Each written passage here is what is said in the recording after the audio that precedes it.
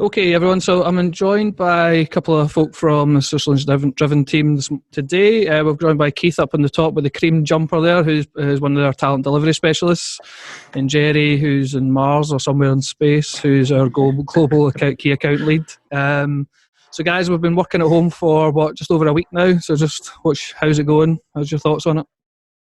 Good. Keeping busy. Say business as usual, but just in your PJs and your dressing gown, but other than that, not too bad. Jeff? Yeah, going well. I think where I am is probably the safest place at the moment out of this world. Probably, Jeff. So I wanted to get you guys together because something that's coming up in a lot of conversations we're having with companies at the moment, whether it's with their talent teams or the HR teams, is conversations around things like talent maps or talent mapping, as we tend to call it. So just for clearing up the whole conversation, first of all, Keith, what is a talent map or talent mapping? Good question. I'm not surprised to hear. It's essentially a way to help our clients gain an insight into the current employment market, and we can do that by using our knowledge, our tools, to align our clients' strategy, Rob, to almost their business objectives, and also to ensure that their success against these objectives as well. And these could be objectives around continued growth, or it could be, for example, relocation to a new country. So it's offering a service, a bespoke service, where we can use our knowledge and tools to help align strategy to business objectives. Yeah. Anything to add to that, or is that? Yeah, I would agree with Keith there. Basically, the way I would put it is it's basically a piece of research, as Keith said, bespoke, because every client wants to get something different out of the talent map. Okay, yeah.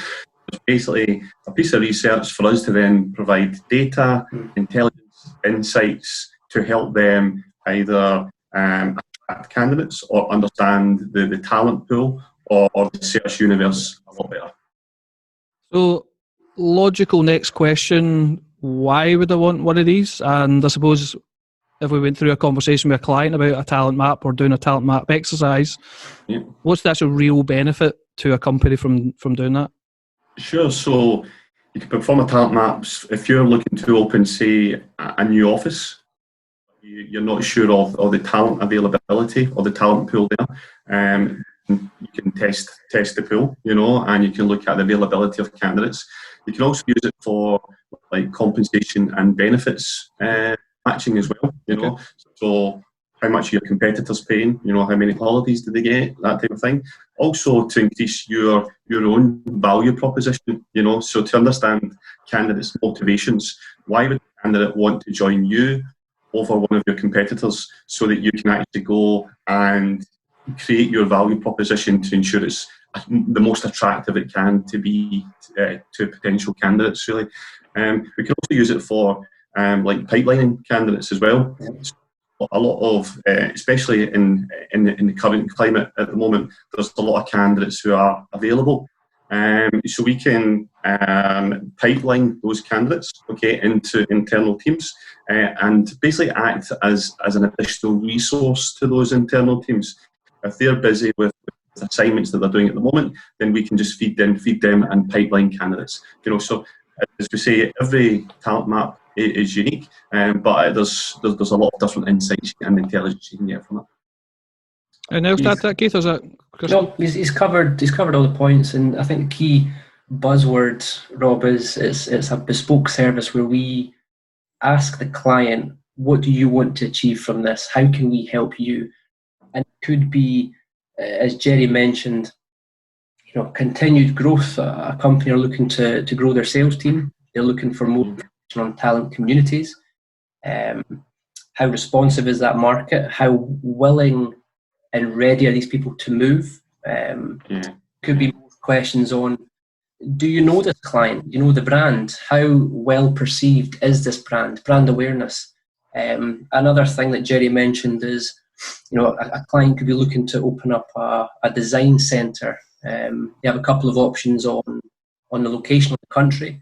but they want more information on, well, what's talent like in these places? Are they easy to hire? What's the prevalence of talent? Again, how responsive is this market?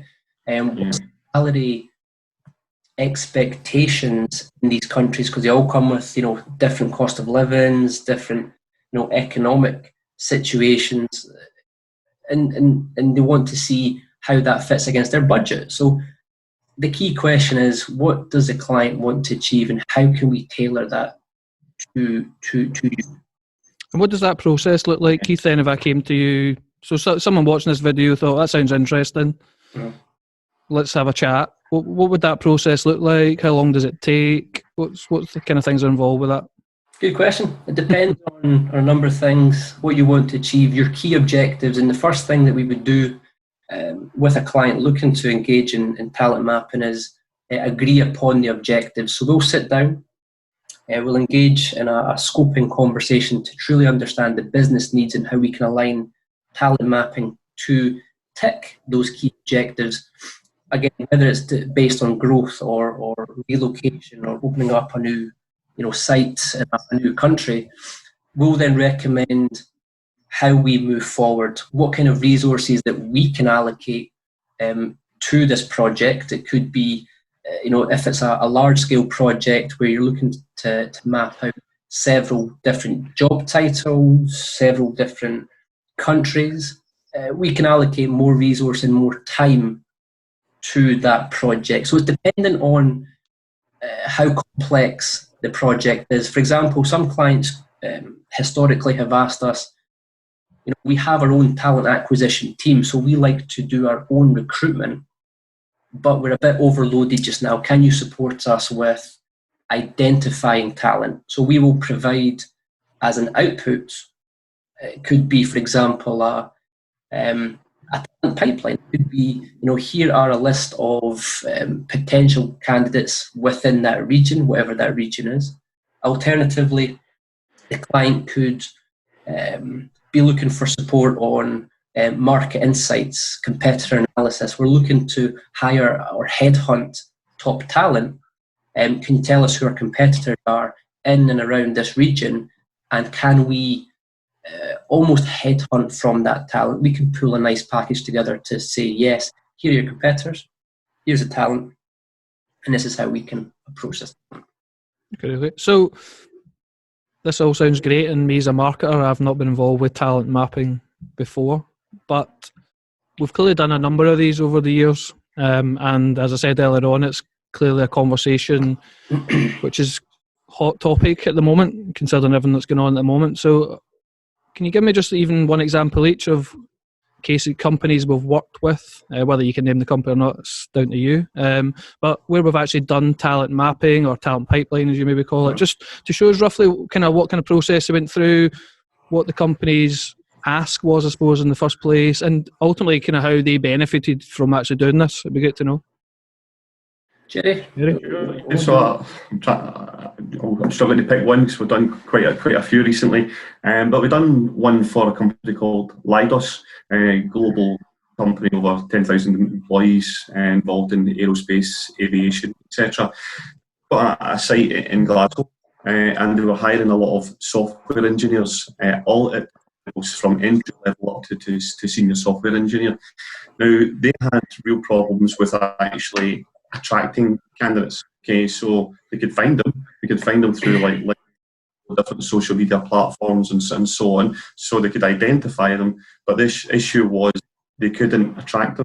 So they asked solutions driven. Okay, I'd like you to go to the market, and I'd like to look at what universities, first of all, these candidates graduated or completed their course in. Okay, where they went after university, and then also to understand, okay, what's the compensation and benefits that they're getting at all different levels? So that can be, as I say, from entry up to senior level. What's the motivations? So are they motivated in money only? Is it just salary? Is it location? Is it the technology that they're working on, etc.? So why would someone join an organisation, for example? And also the likelihood of, and what they're actually, the responsiveness to the Leidos brand. Okay, so Keith actually completed this project.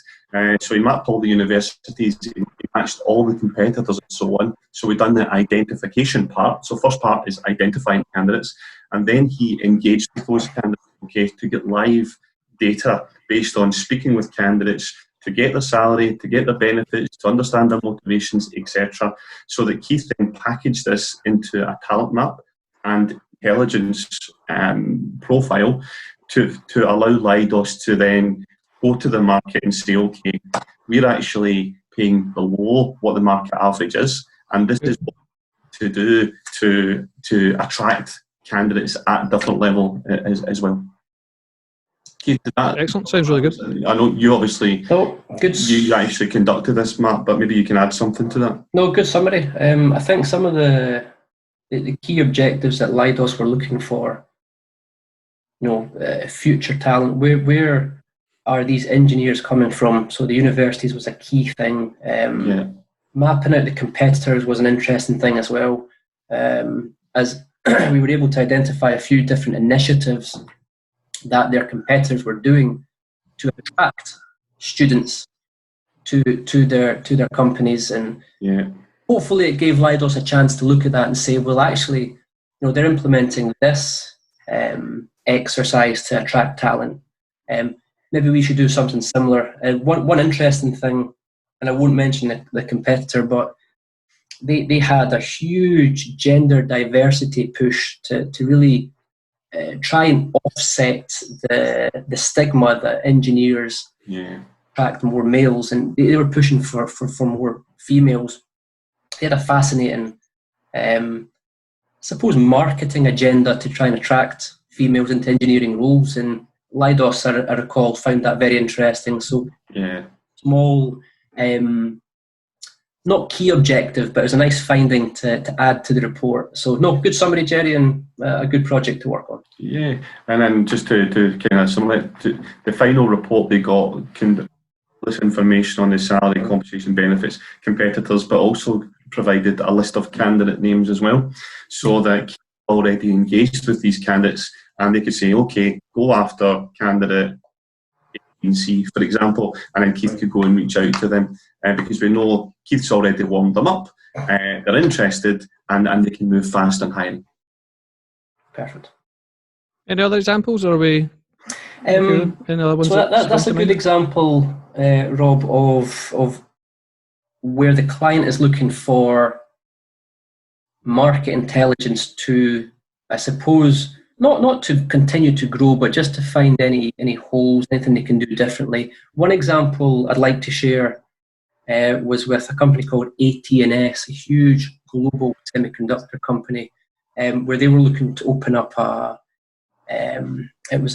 design center for RF activity, and they needed support on what location to open up, what country to enter, and they had a couple of ideas about, it could be this country, it could be that country. So they said to Solutions Driven, can you map out talent and additional data, additional analysis, competitor analysis, salary analysis, in these 3 or 4 locations, and we said no problem at all. And they're key. I mean, it wasn't the absolute fundamental decision-making tool, but it supported their decision-making process.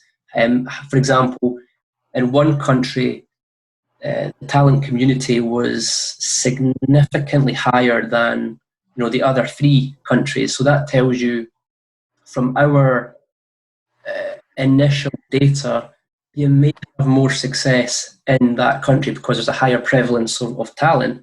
However, when you dig deeper, what you actually find is the country that has the 3rd largest talent pool, they're more responsive, because we engaged in an engagement campaign to understand how responsive the market is.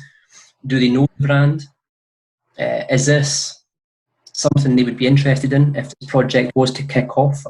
For example, if they were to open up the RF Centre and start hiring, would you be interested in hearing back from Solutions Driven? We were able to also identify that, this country fit with your budget, this country doesn't. So there was different in the areas we were looking at there, and they were looking at future prospect of talents. We were mapping out universities. If they do open up an RF centre in this country, is there not a guarantee, but is there the chance that there's a continued pipeline of students who can fill that RF centre? They were looking at, again, competitor analysis is a big thing. What's our competitors doing over there?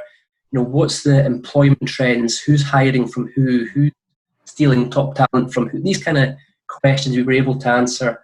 And the output from that was, a nicely packaged product, a report that had both qualitative data, speaking with the market, and quantitative data, which is us using our tools, our software to really dig deep into the market and find data. But also it came with a presentation to the senior management team, again, just to support the decision-making process, not the final, based on this data, let's proceed, but just to support that decision-making process, just to give them more ammunition, if you like. Great. So what I'll do is, I appreciate both your time, guys. That was great. I mean, as I said, I'm marketing, so it's great to hear actually more about talent mapping and talent pipelines, how they work, and actually hearing some examples is great. So for anyone who's watching this video, somewhere below the video, post a link to where they can learn more about talent mapping, whether it's collateral, documentation. But anyway, other than that, guys, thanks very much for your time. Appreciate it, and I'm sure we'll catch up very soon. Pleasure, Rob. Cheers, Rob. See you guys. Cheers, guys. Thank you. Thanks very much. Bye.